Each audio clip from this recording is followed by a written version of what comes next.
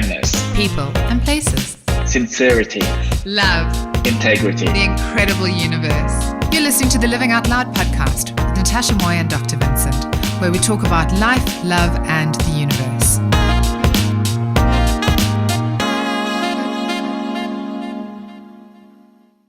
You're listening to the Living Out Loud podcast with Natasha Moy and Dr. Vincent, where we talk about life, love, and the universe.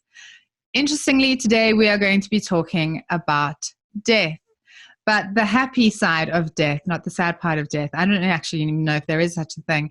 But we're going to be talking to Matt, or Matthew, but I think you're Matt Kwoka, who is the owner of Southern Cross Funeral Directors. So Matt and Dr. Vincent, yay, another fantastic podcast that we're going to be doing. Nice to see you both on here and also hearing both of you. It's really great. It's really great, Matt. And this is our third episode of Living Out Loud podcast. And even though, as Natasha said, that the topics of our podcast is life, love, and the universe, interestingly, today we're talking about death. And I think it will really shine light on the other side, on the flip side of death, because usually a lot of people, myself included, we think death as something that is gloomy, sad, depressing. So I am really excited about our guest today, Natasha. Well, I think I'm the oldest probably of the three of us, which means that my death is probably more imminent than the two of yours, which is kind of depressing. Death doesn't really scare me. Does it scare either one of you? No. Matt, you can go first. Yeah, no, it doesn't scare me at all. No. Not? Dr. Vincent? Well, as a fan of Harry Potter, Albus Dumbledore said that to become a master of death, you have to welcome death. And I think it is a progression in life. I don't see that as the finish line. I see that as the beginning of a new chapter, be it heaven, hell for some people, and including some that I actually dealt with today. I'm pretty sure that's their final destination. However, I see that as a progression. It is a terminal in the airport or in the station. We don't know where we're going, but I don't think that is the finish line. So I'm changing now. I think when the time comes, hopefully not very soon, I'll be happy going on board. So Matthew and I were chatting earlier today, and actually it's probably something I would have left until the end, but I think it's come up at the beginning. Matt, you said you definitely believe there's something there. You've had way too many experiences not to think that there's something on the other side. Exactly. Yes, Natasha. Like, for me, we come into this earth by ourselves and we leave by ourselves. I've witnessed a lot of unexplainable things, so to speak, instances where you can feel something. For me, I certainly do believe there is something after this life. What it is, I can't tell you, but there is something. You said that in a lot of situations you've seen signs, or people have seen signs, like the experience with the dove, which I thought was quite bizarre. Tell me a little bit about the dove. We had a lovely lady who recently lost her husband, and whilst we're doing the funeral arrangements, I said, look out for a sign. And she came in yesterday to the office and she said, Matthew, I got that sign. And I said, what was it, Maria? And she said, I walked out the front of the house and there was this beautiful white dove. And she said, it was so still, I actually thought it was dead. And she said, I went up to this dove and it just stayed there and looked at me. And I went, hello, Michael. And she goes, the dove just flew away and just sat on the fence and looked at her. That's a pretty cool story. I think there's a perception that there is a certain type of person that lands up, dealing in death, because the business of death is a tricky business. Yes. But you actually came to it through the joy of flowers. Yeah. So you were in something that was all about life and joy and love and giving. How on earth did you leap from flowers to funerals? Very close family friends actually owned Southern Cross prior to myself, and they had flower shops, and then they engaged my businesses to do the funeral arrangements. And then unfortunately one of the owners suffered a stroke in 2006. So then I came along and started assisting in the business, back of house, so to speak, with paperwork, etc. And then it just grew from there. So I've been involved since 2006. And also when I was younger, I used to, go over and help where I could by washing cars or, things like that. In Was it something that you, sorry, just off the back of that story, was this something that you know, like when growing up, you thought that, oh, this is something that I'd be interested in doing? No, I didn't think that. I thought that it would be like everyone's very interested in what a funeral director does and what stories a funeral director has. For me, it was more of being in a situation where I could assist and then it growing from there. So, and then, I started doing the job, learning more and more about the industry and fell in love with it. So it's a really, really interesting industry. You said when you were growing up, you wanted to be an archaeologist. Yes. That was what you wanted. So, I mean, there's a fascination with, that process, that life and death, and the history and the stuff that's left behind, and that's kind of fascinating. What do you think it is about that sort of evolution process that you find so fulfilling? Look, the biggest thing for me, it's more so helping the people left behind. So with me, I was brought up very much to never forget where you've come from, never forget the people who've helped you along your way, and be the best that you can to help people. So when I came into this industry and, archaeology, etc., didn't work out, I went self-employed instead. I think for me, it was more of a, helping people and being able to assist people. Like even to this day, I will go out and people say, "Hi, Matthew, how are you?" And I'll go, "Oh, hi." They look familiar, but they remember me because I was such a big part of that process with them and their family. So, Dr. Vincent, you had this really awesome dinner party question that I thought was really... I know. As listening to your story, I was just so fascinated. And part of the thought that just popped in my mind when I read your bio was that, how do you go about going, say, to a dinner party and meeting friends of your friends, and they were like, "Hey, Matthew, what do you do?" Like, if I were in your position, I think it would give me a pause before actually answering. And after you answer, how did people react?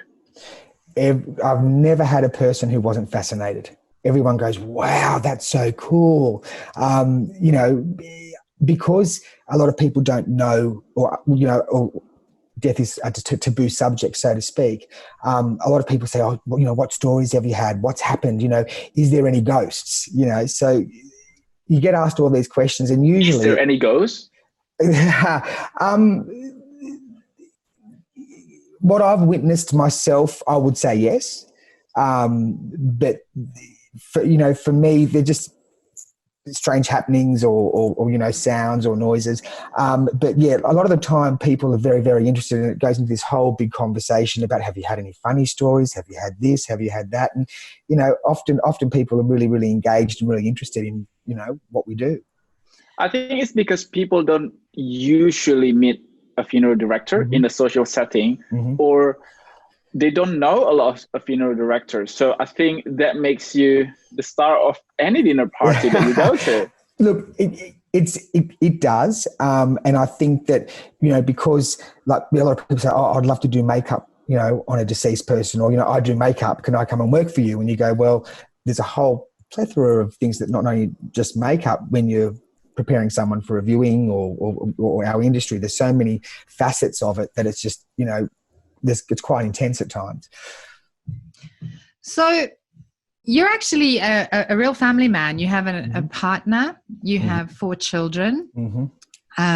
He has 2. You have 2. Yes. And so your mother works for you. Yes. So it's actually a big sort of family affair, and you've got friends working with you as well. Yes. You're also extremely sociable. You're a very personable person. I mean, when we had a chat earlier, I left and I was like, "Oh, he's so nice. Like, I'd like to have him as a friend." And I imagine that everyone comes along that meets you feels that way. They feel like, wow, you you kind of shake the tree for me a little bit, because I think in my mind there's this idea that, you have these pious sort of people who are going to help you through the process. But I think of people who are more obsequious than genuinely loving and warm. And you said, yourself that we're in coronavirus at the moment, and there are people, you haven't seen one single coronavirus death, not a single one. No. But you have actually, because of the numbers being smaller, you've actually changed your pricing structure to offer some compassion around the fact that, how is that affecting people, that they can't have, a dynamic group of people at a funeral? It's extremely stressful for the families. We've put in multiple applications into New South Wales Health to get numbers extended. Unfortunately, we have to police it very, very, we have to police it well to ensure that there's no fines given to the family. What I've found is, and that's why we've sort of like compensated families for only having 10 people at a service, is the fact that, you can't charge full price for something when they're not getting the full service. And that was when, I had the staff meeting when all this happened, and I said, guys, we have our package prices to suit different budgets, etc. We've got to look after these families because, we've put streaming in acted, like we've, introduced streaming and things like that. But you have to look after people. You can't charge full price when they're not getting full service. Like they can't have all the people there that they would want. So, in my understanding, we're still giving the full level of service on all of our funerals, but the families aren't getting that full experience of having their loved ones around them. I really like that. Just listen, because Natasha really likes to put it in that prior to this interview, during our little chat, because I was not part of that chat. So I feel a little bit left behind. However, just listening to what you have been saying, I think that because I'm running my own business too, one thing that I feel that we have in common is that the compassionate and care, and also thinking and looking at things from the perspective of the family, which is your customers. We share that in common. So my question to you is that, do you feel that that care and compassion feelings or attitude towards your customers affecting you in your life, because they are grieving? And how do you compartmentalize that? How do you prevent that from actually affecting you? Look, you wouldn't be human if it doesn't affect you. There's been cases in the past that I've experienced that have affected me. Young children, tragic circumstances. You can't help but get emotionally involved. But you have to be there for the family, and you have to walk with them and help them and guide them. Like to me, I say to my staff, if you're doing an arrangement and you get emotional and you want to cry, you cry. You show that family that you're human. We're not robots. We have feelings too. And for me to take the feelings home with me, you do to a point, but it also gives you a great perspective on life to make you understand that no matter how hard a day is or how bad your life is at the moment, there is always someone worse off than you. There is always someone who's experiencing the loss of someone they adore and love. So does it make you appreciate life more? Oh, God, yes. You see life ending almost like it's an occupational hazard. Yes, and and the thing is, it gives you a great appreciation on life. It makes you realise to just stop, look at the sky, look at the plants, look at the things around you, and think, what, gosh, I'm lucky. Or, even Mother's Day, I just went up to Mum and went, what, Mum, I love you. Thank you so much. Even though we yell at each other at work, thank you for everything you do for me. And it's appreciating the people in your life, because one day they're not going to be there, and all you're going to want to do is to hold and love that person, and you're not going to have that opportunity. So you've got to grasp the day for what it is. I want to be his friends too. I know, it's terrible. You're going to leave. You're going to feel a little bit sad. When you leave the interview, you're going to feel a little bit bereft. I definitely felt a little bit sad earlier. One of the things I asked you earlier was what you would tell people about their life, having experienced so much death around you and having seen so many people losing loved ones. What would be your one thing that you would tell people to do every day? Do one thing every day that scares you. Step outside your comfort zone. Tell that person who you wouldn't usually say you love them. Do something spasmodic. Like, I've in the past have gone into a bookshop and gotten a book about finances, and I've put a $20 note in it, in the back page. I've done that in the past. Random acts of kindness they cost nothing, and it's just so easy to do. That's so true. Obviously, I asked you some very practical questions, which I found really interesting. The cost you said of a funeral to actually bury someone is around about $20,000. It can be, yeah. up to there. And the cost of cremation is around about $7,000. I mean, you know, on an average. Yeah. And I was curious about what you find people do, obviously, more and more. I mean, I thought it would always be a moral choice, but maybe it's not. Maybe it's a financial choice. Look, in this day and age, it is more of, you know, what we're witnessing is it's more of a financial situation. You know, some graves in cemeteries can cost $20,000 or $30,000 just for the grave. You know, so it does come to the point where, you know, of course you want to adhere to your loved one's wishes if they want to be buried or cremated, but sometimes the finances aren't there to carry them out. So there's options that can be done that the person can be cremated and then buried with, you know, in a family plot somewhere. So they're still technically being buried. But yeah, cremations are more the trend in this day and age. Being a family business and being the owner of your own business, do you, you know, do you want to, probably it's a poor choice of word, but for lack of a better word, do you want to revolutionize the business? Because you see, like I've heard several stories about people being screwed over by the funeral homes or things like that, and coming from a place where you actually care and being human to these people who just lost their loved ones, you know exactly this is the last thing that that you would want them to deal with. So do you feel that you want to change things in this industry, in the industry that you're in? Our industry definitely needs regulation. We are an unregulated industry. We are an accredited funeral director, so we have our own facilities and we use all of our own facilities. There are briefcase operators, like in every industry. There are rogue operators, but all of us, like main funeral homes, Australian owned or conglomerate owned, where, you know, we all strive to give the best service that we can. You know, my mantra is to my staff, and I say to them, we have, you know, you can get married multiple times in life. You can only ever have one funeral, and that funeral has to be conducted and carried out properly and to the family's wishes. So yes, Reverend, you know, funerals are no longer a mourning of a death. They're a celebration of a life. They're for the people left behind for closure, to help them with their grief. So funerals are changing, and the days of the old morbid funeral director with the top hat are long gone. You clearly changed my exactly. Yeah. I would happily die just to go, like, just to hang out. Thank you. I wouldn't go that far. Yeah. But the thing is though, like funerals are changing, and you know, often we'll have families who sit with our staff and they say, you know, I never thought I'd be smiling making my mother and father's funeral arrangement. They have to be relaxed. And even when people ring us up for quotations, we say, you know, you have to go with whom you want. Make sure everything quoted is covered.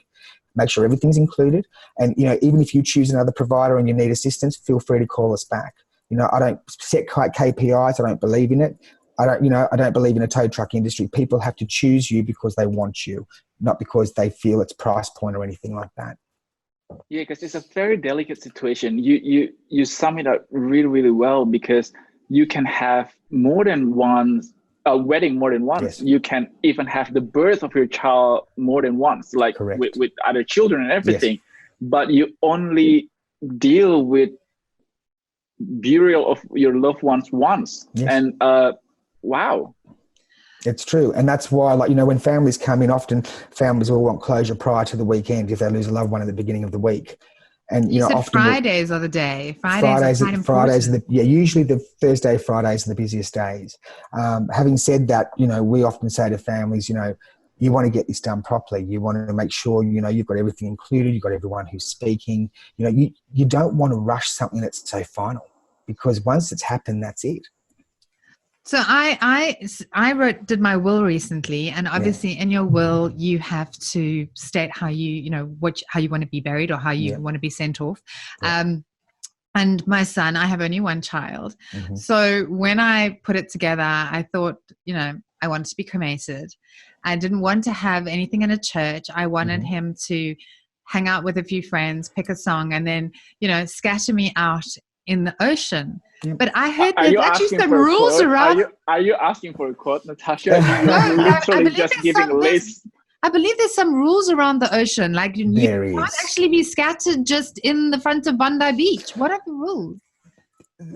Look, again, it's council to council. However, you know, to scatter someone's ashes in broad daylight when there's people swimming isn't a very good idea. But having said that, I'm sure there's applications that can be made. But they've just brought out these. One of our suppliers has brought out these amazing ashes urns. It's like a little boat, and you put it in the ocean, and it sails out, and then it just sinks and goes under the water and just disperses. It's biodegradable, and it disperses under the water.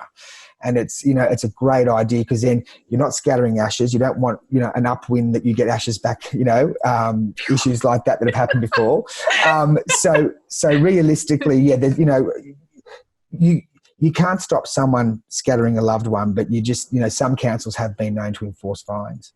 Okay, all right, that's a bit depressing. Yeah. So you're in the business of death. I mean, we're actually not really necessarily in the business of death, because people are dying, and you're in the business really of living. And you told a beautiful story about a family that came in and wanted a very expensive coffin, and you gave them some amazing advice. I had a family who came in, and they were a lovely son and daughter. They had lost their mum, and it was obvious they adored their mum, Italian family. And they picked an amazing solid coffin, and that was about $15,000. And top of the range. And I said to them, I know you want what's best for your mum. I know you adore her, and I know you want to send her off the best way you can. I said, but what's something you've always wanted? And they stopped and looked at me, and they went, what do you mean? I said, well, what's something you've always wanted that you've never been able to get? And the daughter said, I've always wanted one of those antique bracelets with the lockets on it. And the son said, I've always wanted a Tag Heuer watch. And I said, well, why don't you get a coffin that's about $4,000 or even cheaper, and you buy yourself that bracelet and you buy yourself that watch, and every time you look at that, that's mum's last gift to you.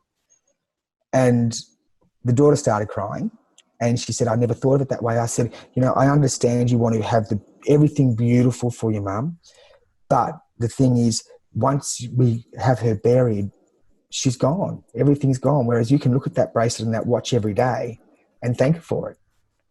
And wow. That's exactly what they did. And it was, and they said, we never thought of that. And I went, well, yes, you've got to be able to lay in bed straight at night, and like for me, I think that to have a keepsake from someone you love, instead of going all out on expensive coffins and things like that, is far more valuable than something that's going to be buried or cremated. I think that's a really lovely story, because having that keepsake reminds you every day of the person that you love. So before Natasha asks another question, and before I go through my list that I have in front of me, two things, because talking to you just actually, you answer a lot of questions that I wanted to ask, but you also makes me want to ask more questions. So hopefully we won't run over time. Okay, no problem. So very quickly. So I heard that the reason why some people want the ashes to be scattered in the ocean is because they believe all oceans in the world, all waters in the world are interconnected. So wherever you are in the world, when you go to a body of water, for example, and you put flowers, or you say hi to your loved one whose ashes are scattered in the ocean, that counts because all the water is connected. Is that true? I've never heard that one, to be honest. I've never heard that one. Usually what I've experienced is, their loved one loved the ocean and loved the beach, and that's where they always went. That was their happy place, and that's where they wanted to be scattered. That analogy I've never really heard before, but it's a very good one. Very good one. There you go. You can use that one. Do you think the idea of funerals has changed over time? Because I think in the beginning it was a moment to be mourned. It was a sad event. It was a mourning. But when I speak to you, and when I think about my own funeral one day, I think about it more as something that is happy, or something that is more joyful, because you don't really want to leave people behind you who are sad. You want them to kind of go, wow, she was crazy, but she was awesome. Yes, 100%, 100%. Like, as I say to our staff, we can do whatever the families want. If someone wanted a Charlie and the Chocolate themed factory funeral, it's our job to ensure that happens. And it's true. It is about a celebration of life. It's your loved one's accomplishments, what they've done. whose lives they've improved. And that's why I love going out on services, is the fact that you hear these eulogies and it's just someone's life. And every time someone passes who's elderly, it's a piece of history that's gone as well. They grew up in a time without computers.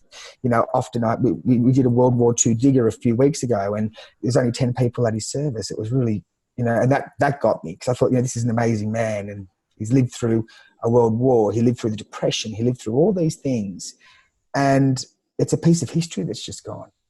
And that's what it is with every funeral. These people grew up in a time that is so alien to us, even to my kids. They're so alien, I showed them the other day a cassette tape. My son went, "What's that?" So, all these things that, we take for granted. The elderly have lived through far more than what we have. And it is a celebration of their life and what they've done. So, yeah. You've got some questions there, Mr. Vincent. I just feel that because we've got a hat in the background. I know. Just okay. So farming. Tell us about farming, because it seems that you are all the interests, all the things that you do is almost like opposite, because farming is about nurturing life and everything. Yes. Please tell us more about that. Okay, farming. There's a few angles in there. My partner has a beautiful farm up at Oberon, which is like a hobby farm.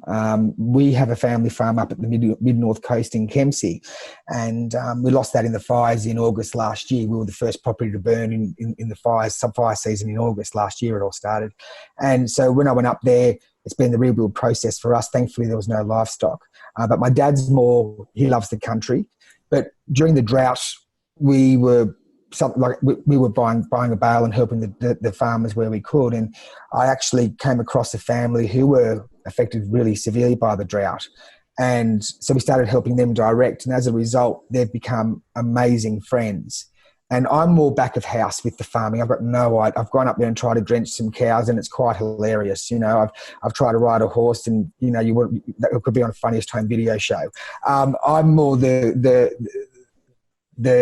figures man, more trying to help these people. So with the farming and livestock, it's a relatively new thing for me. Farming on the land with our family farm that we've had that since I've been 18. But I love it. I love the country. And see, to me, that's my relaxation, because my life in Sydney is so intense with my business, the children, dealing with grief. When I go up there, it's just like I can relax. And people say to me, "Oh, you're mad. You drive up there for 2 days. You drive 5 hours there and 5 hours back in 2 days ago." But that time in the car is my time. I listen to music and I sing, and I sound quite good, I think. Do you? You always think you sound good when you sing. Maybe you can start singing. Jack of all trades. That's right. You can sing at some of the funerals. You never know. I mean, there might be I wouldn't want there might that. be a little bit more money in there. What is the biggest funeral you've ever conducted? How many people would you say is the biggest one you've ever done? About 2,000 people, 2,500. 2,500 people. That's quite extraordinary. Yeah, a young gentleman, and it was just a phenomenal experience. We always ask families how many people they think will attend, just as a guideline, so we know how many staff to send to cope with the amount of people. But that was just an unforeseen. He was young. He passed away suddenly, and it was just and a surreal experience, because there wasn't a dry eye in the house, and it was just a very emotional day. But it was also a beautiful thing to see that someone was so well loved. Can you make money out of funerals? Yeah. Can you make money? Like every business, there's expenses to pay. So we have full-time staff, we have rents to pay, mortgages to pay. Like my accountant says, "Matthew, you will never be a millionaire because you're too soft." But having said that, to have a business and do something that you love, and see that all your hard work is turning a profit, so to speak, it's very rewarding. But the thing is, for me, is that it's shared between my staff. So I give Christmas bonuses. Sometimes staff have had financial issues, and I've helped them out. Don't expect the money back. It's give and take. So like every business, yes, we have to make money. Yeah. I don't, as I said earlier, I don't set KPIs for my staff. I would be absolutely horrified if I found that my staff were upselling products. We have certain packages. So we ask the families when they call what they require. And then we gauge, because a lot of people ring and go, we don't have the money. We don't have much money. What can you offer us? And we go, well, okay, we've got this, this, and this. And then they make their choices. But everything we quote is everything all inclusive. There's no hidden costs, which unfortunately a lot of, it has been said that funeral directors don't include all the costs. So when the family engage them, it's plus, plus, plus. We don't do that. How about prepaid funeral? Because it seems to be, I wouldn't say the trend, but I've heard that it's ever since I found out that we are going to have you on the podcast, I actually asked around my friends and just to gauge them what aspect of a funeral director's life that they find interesting. And once that conversation started, somebody mentioned about prepaid funeral. Yes. So yeah. Prepaid funerals are an amazing idea. There was a massive audit done years ago, prepaid funerals opposed to funeral insurance. And the beauty about a prepaid funeral is you can pay it off over 3 years and the funeral's charged at today's prices. So whatever you include in that package, so cremation fees, flowers, celebrant, coffin, if you pass away in 20 years' time and you've got them on your contract, the family don't pay any extra. It's all included. And that's the great thing about a prepaid funeral is that what's included on that contract and is paid for today, when you pass, there's no extra for your family to pay.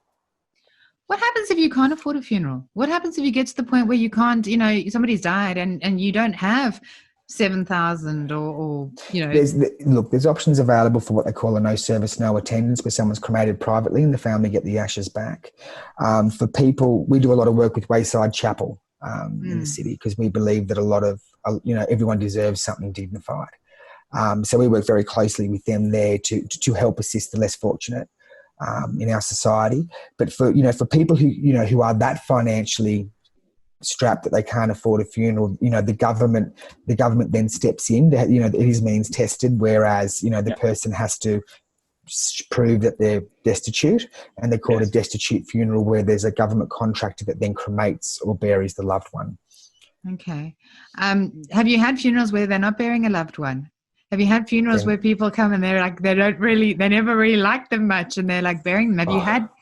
Do you get that anger sometimes? Yes, you do.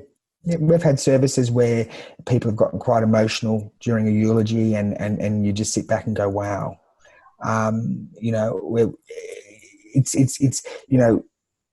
There's not always good people in this world.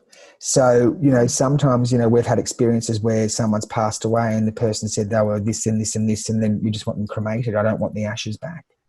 Oh, wow. That's really interesting. You had 3 girls, you said, that came in, 3 sisters. Oh, they were beautiful. That were really struggling with the process. Very, very emotional. And we've done a lot of work for this particular family and they were fighting. And I sort of stopped in the room. I said, guys, I knew your dad, and I said, your dad and mum gave birth to you girls to love and respect one another. And I don't see much in this room here at the moment. Technically, to be perfectly blunt with you, you're orphans and all you have left is each other, and you shouldn't argue. There's a beautiful poem by Linda Ellis called The Dash, and I think you should read it because it's an amazing poem, because it doesn't matter how much you own, the cars, the boats, the cash. What matters is how you live and love and how you spend your dash. And it's so true because, and I know when my parents go, all I'm going to have left is my sisters, and I've got a very strong relationship with them. And it's just very sad that usually when the matriarch or patriarch passes away, and there's an estate involved, it's just sad to see that there's so many cases where there's all-out trauma because people are fighting over money. It does become about the money. So if, people who don't plan and organize their money before they die, they're doing their families a disservice, I think, ultimately to leave it to that moment when it all is so raw. Yes. Yeah. Look, realistically, we have families that, the deceased never had a will. And 9 times out of 10, the families are fine. They're very close. They work with each other. I know with my family, I said to my sisters, what do you want? And Mum goes, I'm not dead yet. I went, but I don't want any arguments. No, exactly. When you go, because I love my sisters and I adore them and their families. And my mum's got nice things. She's got, my sister, wanted her mum's grand piano. And I said, you want it? It's better to discuss it now whilst they're alive. So that you can't micromanage from the coffin. You have to planned. But it is also still a taboo subject, though, Yes, because definitely. a lot of people, especially I'm from Indonesia and grew up with the Chinese culture, you don't talk about anything death related because they feel that it is almost inviting death. Yes, and that's the thing. Like a lot of European cultures are the same. You know, you don't talk about death because you're inviting it in.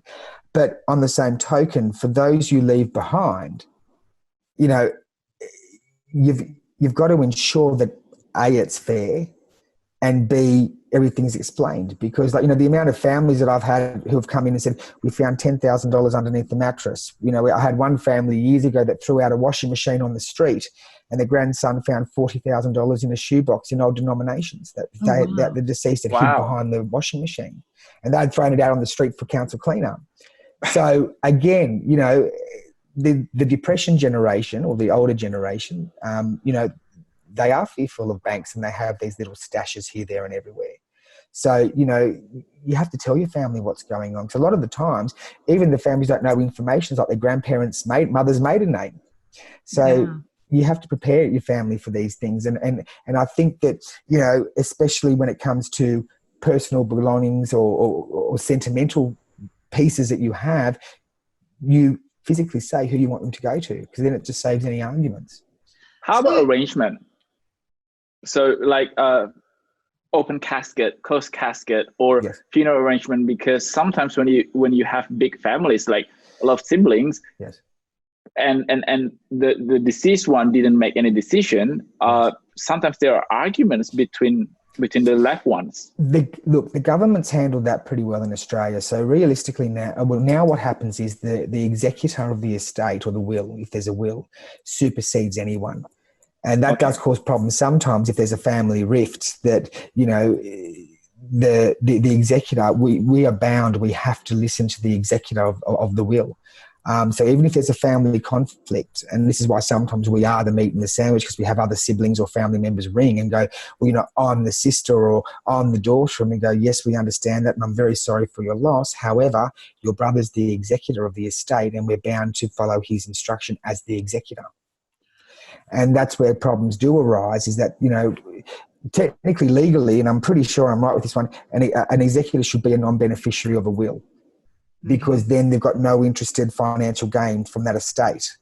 Almost independent. Almost independent, yeah. So the whole thing is with the government sort of said that we have to listen to the executor, which sometimes is hard, because if the deceased has remarried and had a second marriage, and the son of the first marriage or daughter is the executor, the wife of the second marriage may sometimes be left out in the cold, and you have to listen to the son or the executor. Very difficult. You know, one of the things that I always think is, you hear somebody's died, you hear a father's died or a child's died, and the first thing you do is you just think, oh, I feel you feel very uncomfortable. It makes you feel very uncomfortable. Yeah. And then you know that you need to reach out, but you don't know how to reach out, and you don't really know what to say either. Recently, a friend of my son, he's 15, his dad died, and my son had no clue about what to say or how to reach out. Is there any suggestions that you can offer about what people should say or how you should act, or, you know, is there something that we have as a guide? Look, the best thing to say is, do you need anything? You can't say you know how they feel, because you don't. You know, you can't experience what another person is feeling. You know, I'm sorry for your loss. Well, then, yes, you know, but are you really sorry? That's what, you know, one lady said at a funeral to a friend. She said, are you really sorry that he's dead? So, you know, like, my condolences, but it's true. You know, these things, like, you know, it depends on your relationship with the person. It depends on how close you are. You know, the most important thing is just, you know, you don't know how they're feeling. So, you know, how are you holding up? Do you need anything? Can I do anything for you? Can I help in any way? I love the way some of the Asian countries and even, the Mexicans and stuff deal with death, where they actually go into the cemeteries and they have picnics, Yes. at the grave sites, and it's like a life and death cycle altogether. It's not one of those, when we drive past the cemetery, you cross yourself and you sort of hope that you'll never land up. They look so gloomy and scary. Yes. Whereas other cultures really celebrate. They embrace, of death and living with the dead and the dead living with them. I love that. Yes. And again, it is a cultural thing. Like some Orthodox religions, they actually eat by the grave. So you conduct the burial and then you go and have a beautiful meal by the grave, and then a plate's made for the deceased and it's taken down to the grave for the deceased. It's a beautiful touch. That is something that I have to get used to, because growing up, every time we drove past or walked past a graveyard and cemetery, it's like you said, Natasha, cross my heart. I hope I will never land there, or oh my God, will I see ghosts or things like that. So, but as I grew up, I feel that, we should celebrate not the death, but it is the mark that the person has lived. And especially if we know that that person has lived a really rewarding, full life, I think it really is a celebration of life. It is. And, the thing that I find that a lot of people find hard is death is so final. And that's why I said earlier, you have to tell the people in your life how you feel. You have to make that effort every day, because one day they won't be here. And the amount, and as you said, Natasha, before, people have so many regrets when they lose a loved one. I should have, could have, would have. Well, you know what? Unfortunately, now it's too late. Dr. Vincent, you had a good question around qualifications for actually, and I think from a science point of view, you were asking around that. Yes. So Google told me that in some countries or in some states that you have to study some sort of qualification to be a funeral director. Yes. I believe it's called mortuary science. And is this like a requirement in Australia? And how is it different from countries to countries? To be able to work with the deceased persons, like embalm and things like that, where a deceased is going above ground in a crypt or a vault, you do need a mortuary science degree. You do need to be able to embalm. You have to sign a certificate of embalming. So there is a lot of qualifications in regards to embalming a deceased. Mortuary work itself, preparing deceased, dressing deceased, not necessarily, but any like preservations and things like that need to be done, you need qualifications for. In America, they have education points because they're a very heavily regulated industry, which is what we need here. They have to complete courses. They have to, and a lot of people in the States are actually embalmed as well. Whereas in Australia, it's not so much. How long does a body last before it has to be embalmed for viewing or something? It's usually 8 days. I'm pretty sure by memory, New South Wales Health is 8 days from date of death to the burial or cremation of the loved one. For a viewing, basically, if the family want a viewing, as soon as the deceased is taken into care, the deceased is assessed, and then we begin the work to prepare them for the viewing. Because here's a macabre question for you, which I'm sure everyone wants to know. How long does it take to burn a body? How long does it take for a cremation? Depends on the age of the cremator, but usually a couple of hours. Okay. And what temperature does it burn at? A cremator can get up to 1,000 degrees. Wow. And you actually have that and you have that facility where with your business? We partner with cemeteries and crematoria, so we don't have our own cremator. Okay. The reason being why we don't have our own cremator is that there's very strict guidelines into having a cremator for a funeral home, and it's often now in a heavily industrial area. So a lot of people, in my way of thinking is I wouldn't want my mum and dad taken to a factory unit to be cremated. So that's why we use the commercial crematoriums to cremate. Okay, fair enough. Yeah. And these are all the questions I'm sure that people kind of always want to know, how long. I've heard stories, about the fact that when, someone said to me about dying, they said, you've got a choice. You either burn or you drown. So you're either drowning in the ground or you're burning above, and that that people who are cremated actually move, from while that's happening, which it's not a fake story. That's the truth, isn't it? As in, what the body. The body, does the body move when it's cremated? I mean, do you? No. No, I've never experienced I'm sorry, I'm asking these questions because people ask them, and I think, everyone always listens to these podcasts and go, why don't they ask that bloody hard question? Why don't they ask that question that I want to know? So Dr. Vincent looks horrified. No. Like, oh, shut up, Natasha, shut up. I haven't experienced that before, to be honest. Okay, so here's a good fun question. What's on your bucket list, Matt? My bucket list. I've never really thought of it. Isn't that funny? Really? I've been overseas. I'm very fortunate that I've been able to travel overseas. I'm fortunate I've got my children. I've got an amazing relationship with their mum and my partner. I don't really have. I'm doing up an old car with my father at the moment, a 1964 Ford. I would like to get that finished. That's on my bucket list. Okay.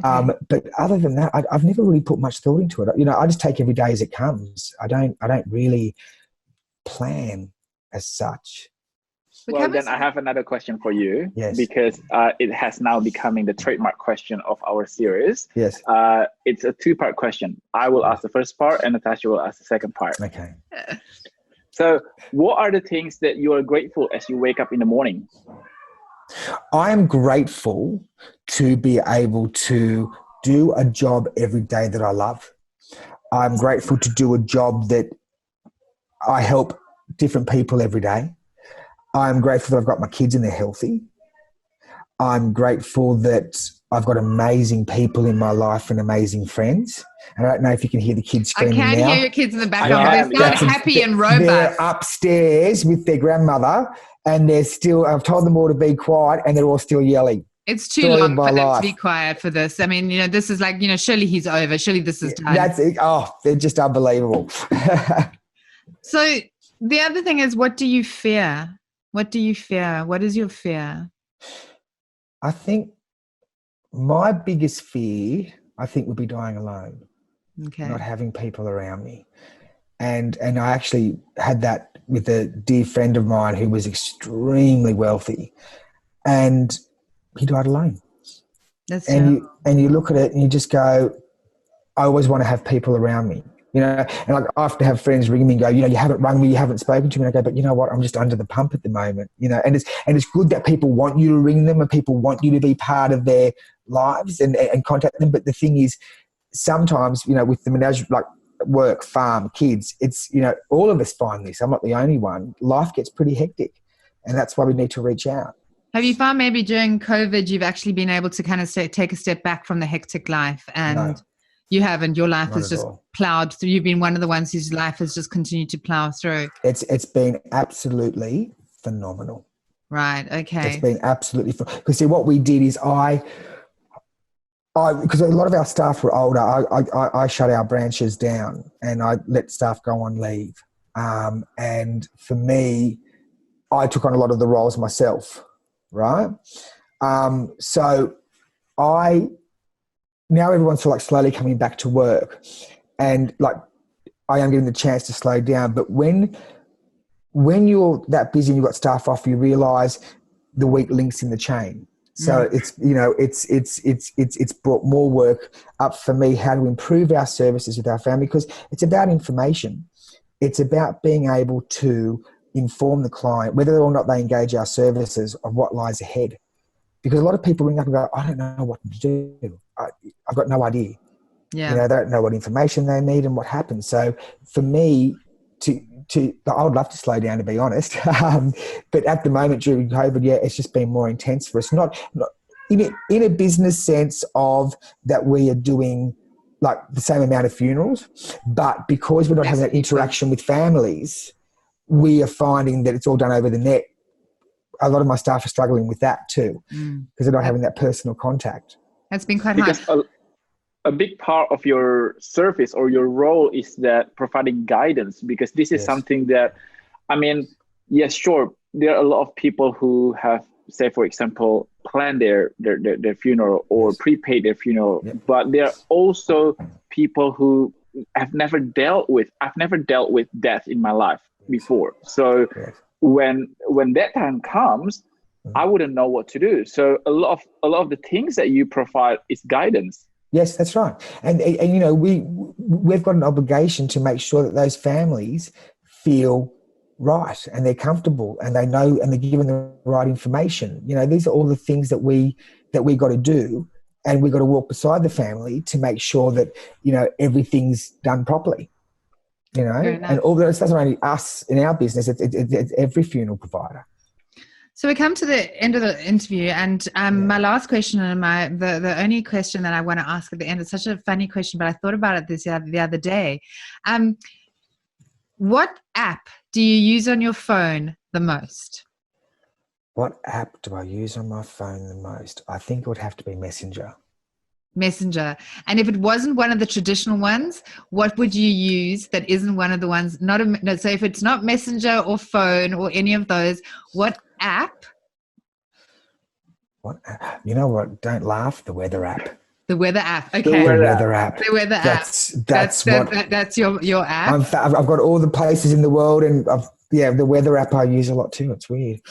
No, but I love that, because I was thinking, I was clearing out my apps the other day. I had so many, and I've downloaded so many, and I was thinking, I'm curious now. I'm checking what's mine. I'm thinking, what app do people go to the most on their phone? You know, when you go on your phone, what do you look at? So yours is the weather app. That's pretty cool. Mine's the weather app or WhatsApp. Yeah. What's yours, Doctor? What's yours, Dr. Vincent? Well, according to my screen time, it's Instagram.